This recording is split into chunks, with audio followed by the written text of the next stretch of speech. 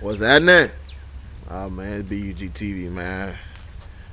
Look, a little birthday present for my car. They got the stick on them.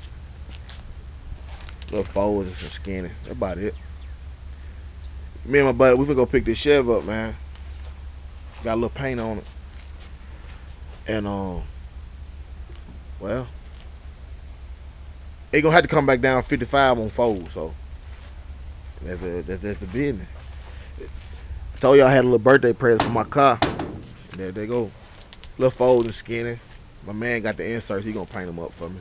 So we about to load up and head down here to get the car. And they ain't never touched the ground. That sticker's still on. I'd have had them about 2 months. So it's just a little video I'm making for the rims.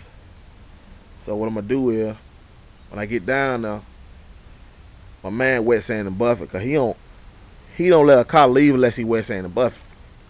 So I go down and pick it up. I'm gonna mount these folds up, and we head back down 55 south with the Digi Dash. So it's just part one. Holla back.